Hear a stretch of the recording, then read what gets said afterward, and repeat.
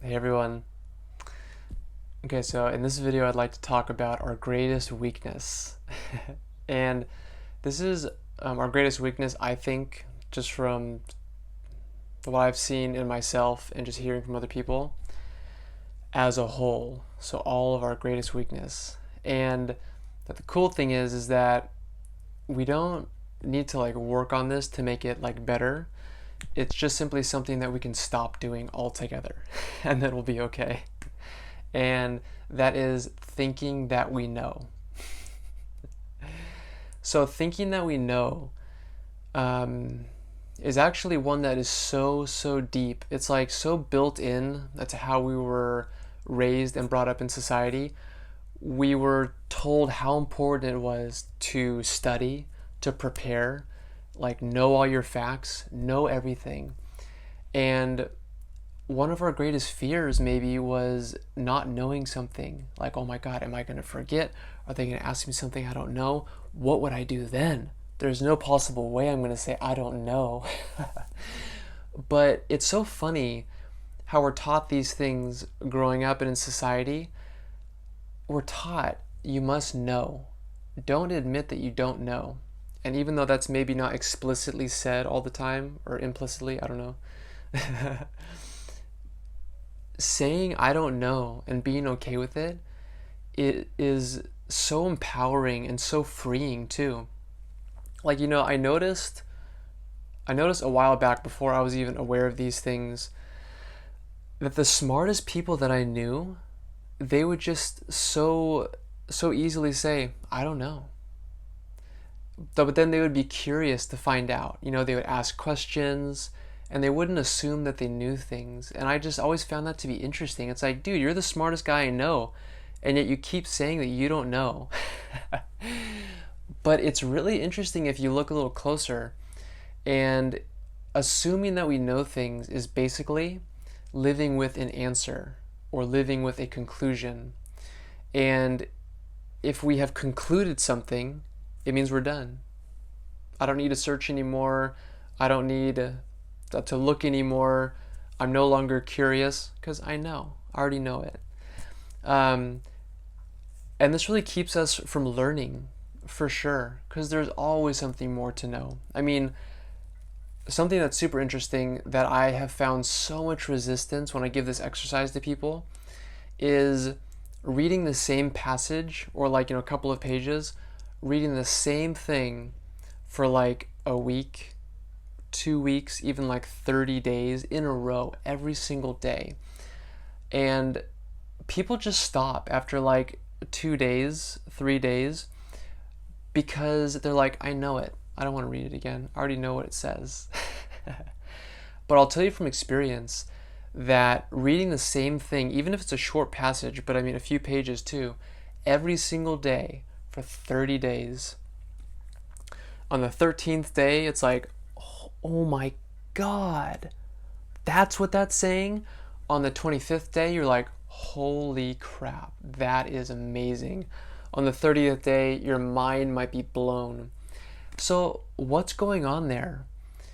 Well, I think that in doing that, we're moving past the tendency to say, I know it. I already know it, moving on. But it's saying, like, maybe there's something more to see here. I'm open to it.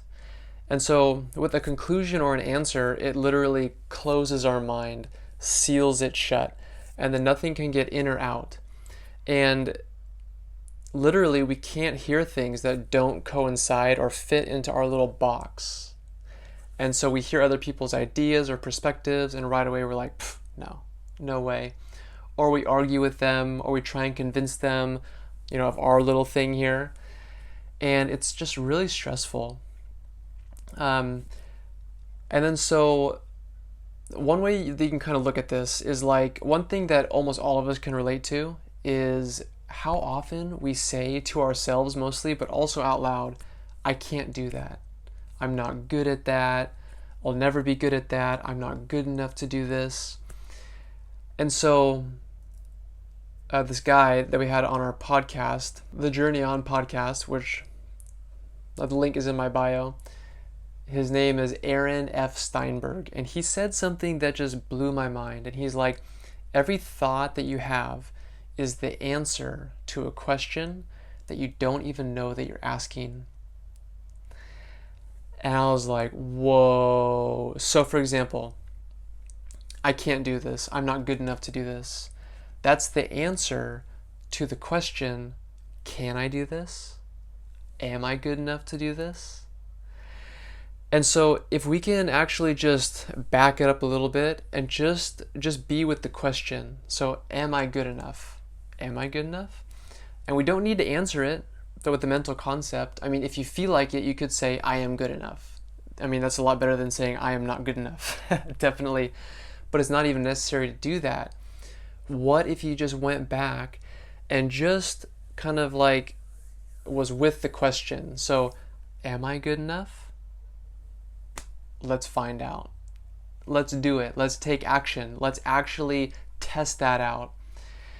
And then you'll have experience. Then you'll have experiential knowledge of something. And that's way more powerful than just a mental concept, a mental idea that thinks that I know something. And like, in all the traditions, like in Zen, it's called the Zen mind. In like yoga, maybe Zen 2, it's called the beginner's mind. I think maybe in Christianity, it's referred to as innocence. And this is just basically the state of knowing that I don't know. But again, engaging. So I don't know, but I want to engage, right? I'm curious. I want to find out. And my interpretation of one of the teachings of the Buddha of emptiness, so I think basically the Buddha said that everything in life is inherently empty. Everything in the world, everything in the universe is inherently empty.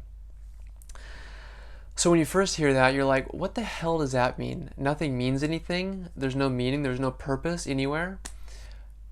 But as I've come to just like kind of sit with that more and more, what I think he's saying, again, I don't know for sure, but what I think he's saying is that it's not that life is meaningless.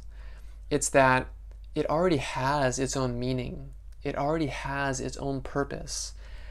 And it doesn't need our meaning on top of it. So what I think he's really trying to get us to do is to empty our own mind. And he's saying that if we can empty out our own mind of everything that we think everything is and everything means, then we can actually see clearly and see the real world, see what things actually mean.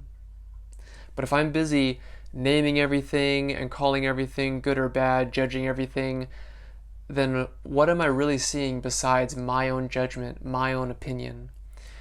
And also, I'm in relationships. This gets us into a lot of trouble.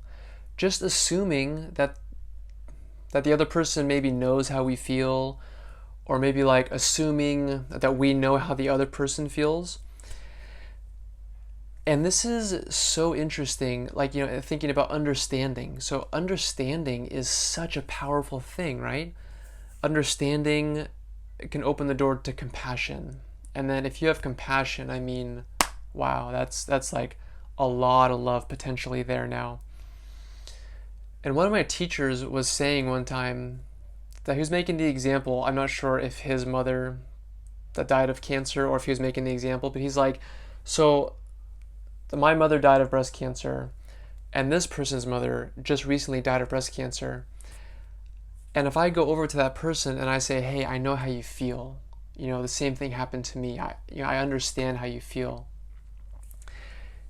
What he made the point is he's like, I don't know how that person feels. I really don't. Because although on the surface it seems like that the same thing happened, I have a completely different relationship with my mother, a completely different life with her. She went through something different, even though it was the same sickness or diagnosis. And the same thing with them, completely different. So although we can have some relating there is actually this kind of paradox where we can understand each other more if we realize that I don't understand how you feel. Man, like I can imagine, but I don't understand how you feel because I have never gone through exactly what you have gone through. And then we're just open to exactly how they feel. We're open to what they might be saying about what they're going through, because I'm not assuming that I know how they should feel or how they should think. So, yeah, this is, again, it's a really, really deep one, but thinking that we know, it really, really creates a barrier between us and life. And there's also, there's common saying that we're afraid of the unknown, but I think it's really interesting to actually consider the opposite and consider that we're actually afraid of what we do know, or we're afraid actually of what we think we know. Because why would we be afraid of the unknown unless we were assuming that something in the unknown was bad, scary, or dangerous? That's interesting to contemplate. If there's something that's completely unknown, which life is, and we were just okay with that, we were comfortable with that, I don't know what's going to happen, but hey, I'm ready to find out. Well, then all of a sudden, we're totally okay with the unknown. But when we assume that not knowing is scary and bad, then we're afraid of it. So we create our own reality, we create our own suffering, and we're afraid of what we think that we know. So, if this is interesting to you, start to become a little bit more familiar with how you might be assuming things, all throughout your day. Notice the answers that are going through your mind that are judging everything around you, and yourself too, that are assuming that you know the outcomes of what's going to happen. And see if you can have the courage or the curiosity just to be like, maybe I don't know. Maybe that might not happen. It's a possibility because the thought that just came into my head is one of basically infinite possibilities. So, yeah. Thanks for listening, and I'll see you next time.